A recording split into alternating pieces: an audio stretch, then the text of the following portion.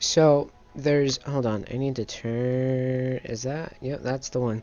There's something weird, no, that's too much. I can hear the spit in my mouth bubbling. So there might be something wrong with my recording software. So my file format is back to AVI. Explanation real quick. My computer has been reset 3 times in the past month. Yeah, it all happened in September, so yeah. It's been reset 3 times in the past month. Thankfully, Windows has a thing where it keeps all your files. Unthankfully, because that's a word, it doesn't keep your games or apps. So I had to reinstall Grand Theft Auto 5 again, which if you don't know, that game is like over 80 gigabytes now. When it was a stock game, I'm pretty sure it was around 50, which is still really big, but for today's big games, not really. I mean, Forza Horizon 4 is now like up to 70, so it's almost as big as GTA 5 now. But that's after adding like the Top Gear and the Lego Speed Champions and all those DLCs and stuff like that. So anyways, I now have almost 700 gigabytes of free space in my computer. And that's because it got rid of a bunch of crap that I didn't need. Like all my game files and stuff like that, because if I'm going to have to reinstall the games, I don't need the game files per se. At least not with like Grand Theft Auto 5 with my mods folder. So with mods, it's a good idea to make 2 folders of everything.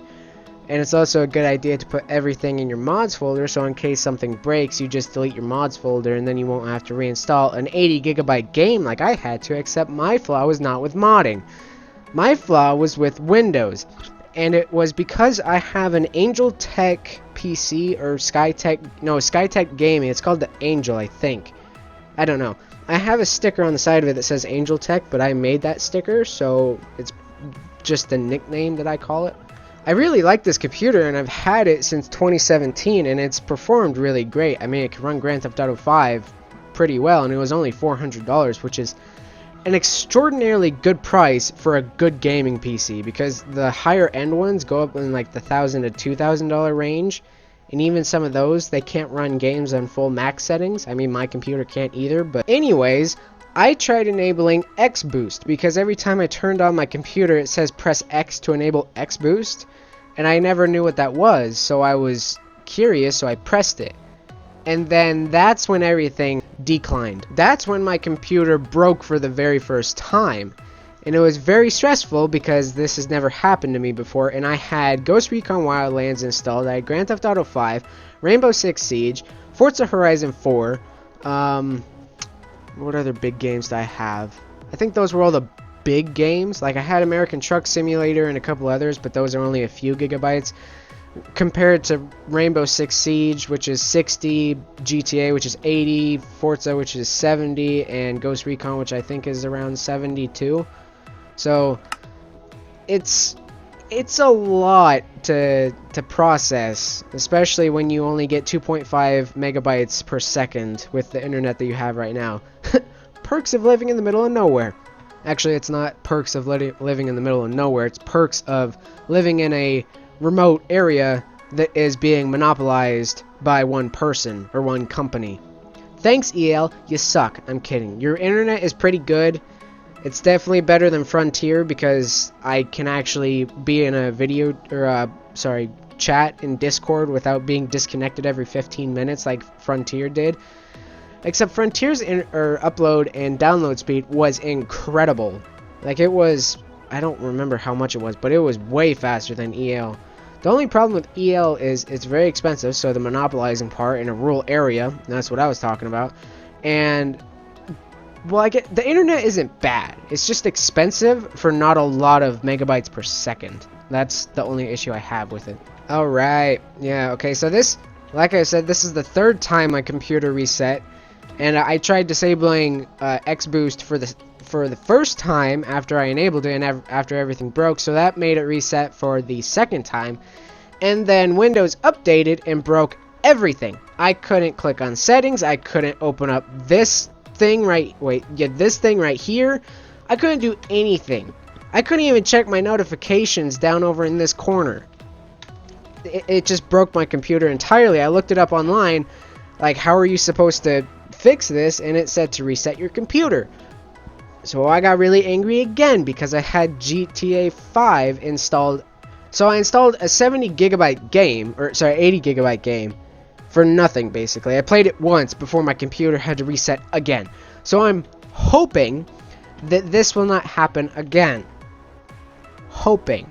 The first 2 times it was my fault because I had no clue what I was doing, and then the 3rd time was Windows' fault. So not a real big shocker there actually. On the bright side of everything being reset, okay, well hold on, there is downsides as well. Probably more downsides than bright sides, but on the bright side, it gave me a chance to install the new version of Action in my recording software, and also the new version of Wondershare Filmora 9, which is like the newest version of Wondershare Filmora, I believe, which is my editing software. I highly recommend that for new editors. It's only about $60 or $70, which is relatively cheap for an editing software, and it gives you everything that you really need to know. I mean, there's tutorials online for it and everything, but it's very simplistic.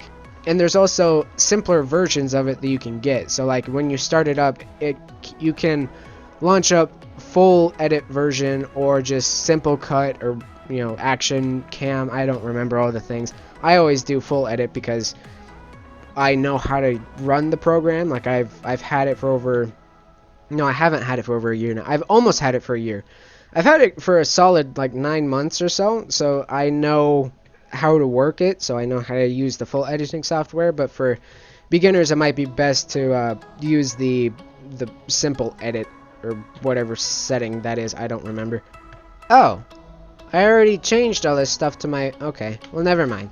I thought since I had the little tutorial up in the top right corner that I had to reset all my buttons again, but I didn't.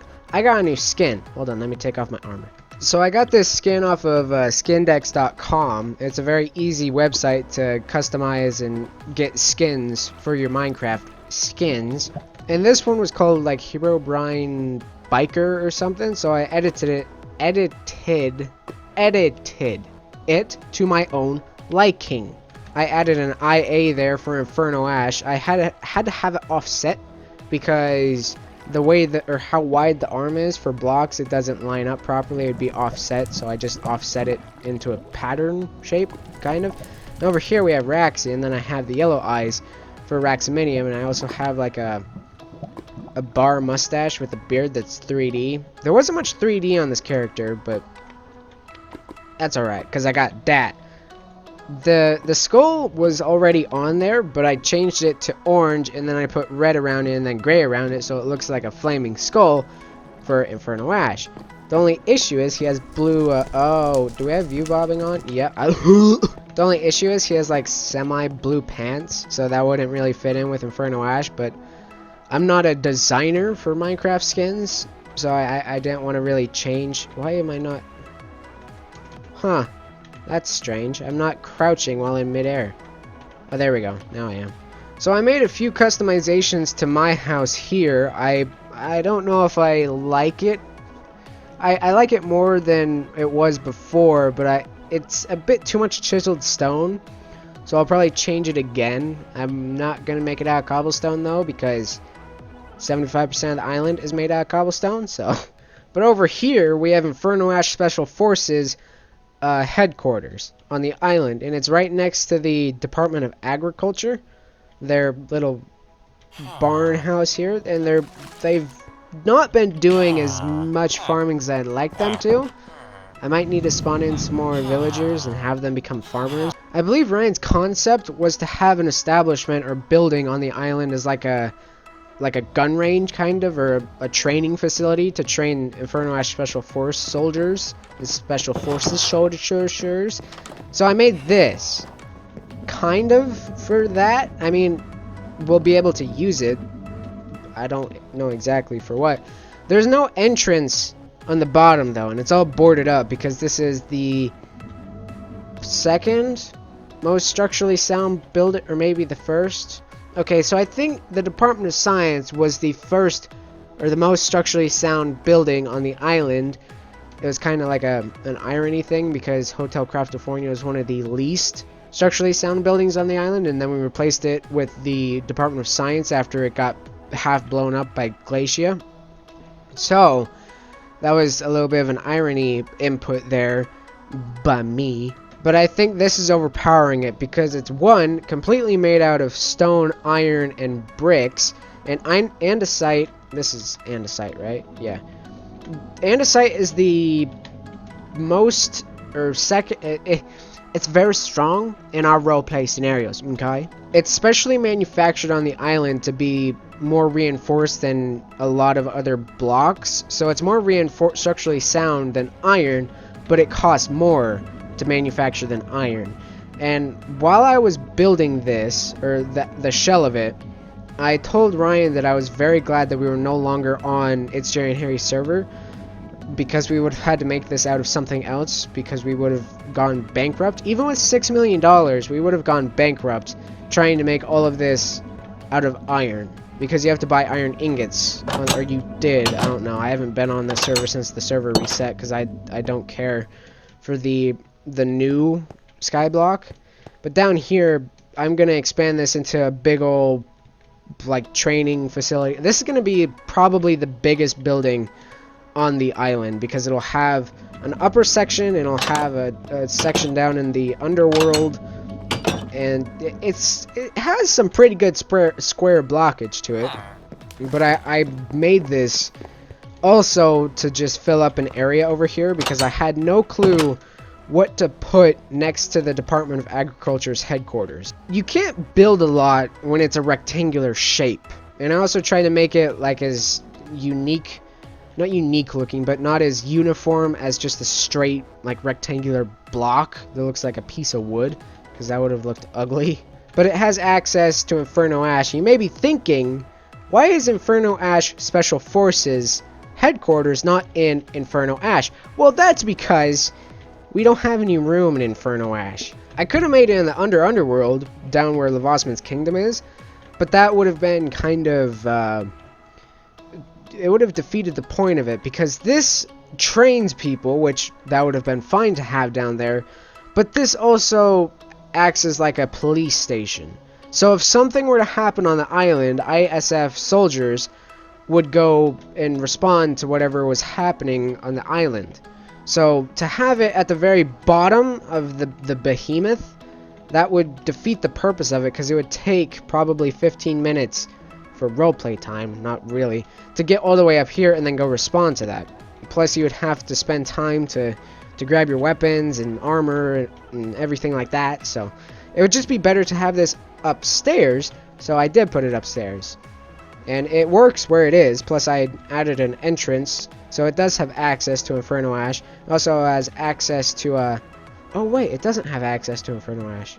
Well, I guess they could rappel down from there. So this only goes to Ashtonburg. And I also unboarded up all the windows on here. Oh! I made some improvements to the core house. And the reason it's called the core house is because it looks like the courthouse in Bonner's Ferry. And also because it's connected to the core, like, directly. So this is Vincent Clydeshorse. Huh, that's a strange name. He's the smoker of the house. He'll probably die in his like 20s or 30s. Don't smoke, kids. Over here we have a selection of CDs, including 13. Is that 13? Frick. It was 11. It was close.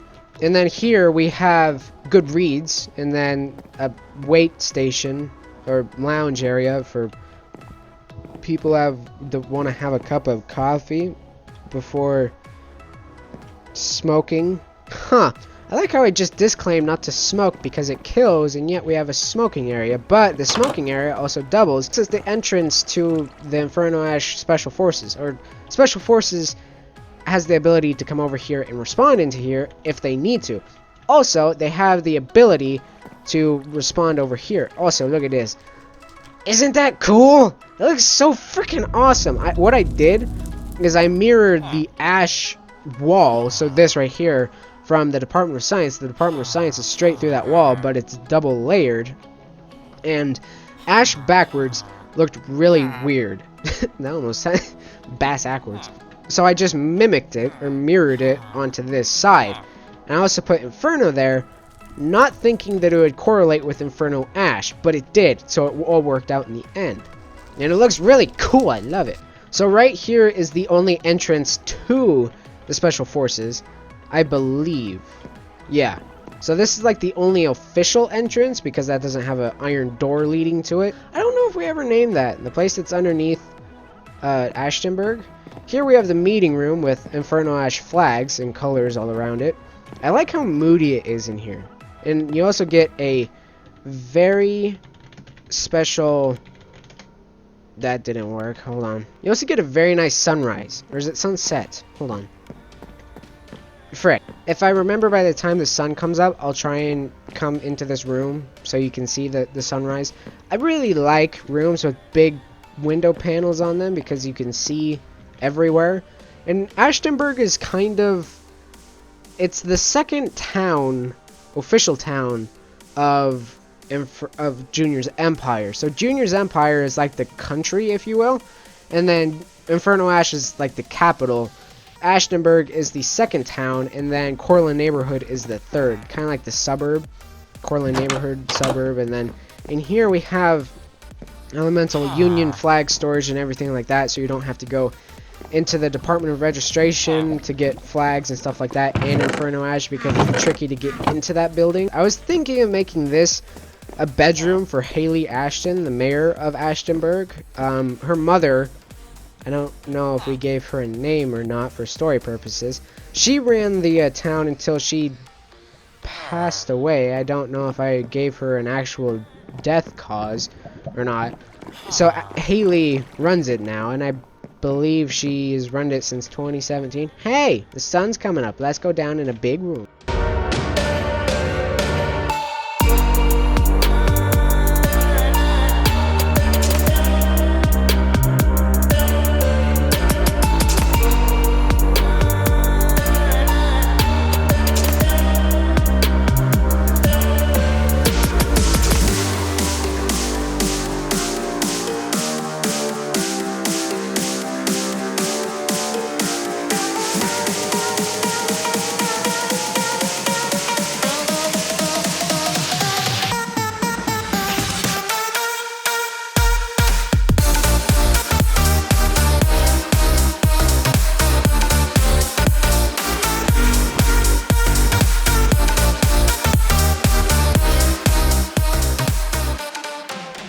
That was only a minute, but it felt way longer. So we'll most likely have our Board of Administration meetings right at sunrise, so we can ponder our thoughts over into the star that actually rotates on or around the island. So the theory that people had back in like the 1600s or whenever it was, possibly even earlier than that, where they thought the sun orbited around the Earth, but it turns out that we orbit around the sun. Well, due to the core's black magic, the sun orbits around us. Well, that's not the sun, because we're 7 million light years away from the Milky Way galaxy. So that's just a star that orbits the core. And the core is actually the core of a star. So it has more gravitational pull because it detonated. Is that how that works? I'm not sure. I wasn't good in biology. That's not biology at all. I did something else, I think. What else did I do? Have I shown you the expansion in the graveyard? If I haven't, it's probably not that big of a deal because this is all lore-friendly stuff. It's basically entirely lore for the island. Also, these heads are extremely rare now. So back in 2016, where we thought heads were the coolest, rarest, most awesome, profitable thing on the island, where we sold one head for $500, now that's actually not too far away, except these aren't heads now, these are masks. Because having heads on gravestones, especially the person who was buried there, having their head on their gravestone, that would be a little psychotic. So these are like clay moldings of their head that represents who and what they did. No. Okay, oh, whoa, that's bad. Who they were and what they did as a profession and what they did to contribute to the island. That's what I meant. I think I did something down Levosman's kingdom. Ah, right. I made an expansion. Not really. Well, Yeah, actually, I did make an expansion to the Republic of the Saints. No, not establishment. No, not compound. Village? Yeah, let's go with village. So this is the Republic of the Saints property. You know what? I've already made... Have I already made a video of the Republic of the Saints? I probably did. But with the expansion, I'll go ahead and make a separate video for that, because that'll take like a good 15 minutes or so. So that'll be a good, fulfilling meat and potatoes video. Actually, the Republic of the Saints, I don't know if they would have that big of an impact on the island, since their village is so small. And they're also from the Power Union or something. They're not from the Elemental Union. So Glacia, Leaf and Dye, Inferno Ash, and Ayersville are all... Those are the 4 in the Elemental Union. So Inferno Ash is obviously fire. Glacia is ice, or... No, they're not water. They're only ice. And Ayersville is air. And Leaf and Dye is earth or trees or whatever. I don't know. They're the really down-to-earth people. They were resurrected from the earth. There's a whole like backstory to this that I haven't explained, and if I explain it now, it's just going to be really confusing. So I need to make like a video that'll go in depth with that, but it'll not get off track. Oh, that's a big project. So I added little acacia posts with torches all around Corlin neighborhood, so it's not so dark all the time.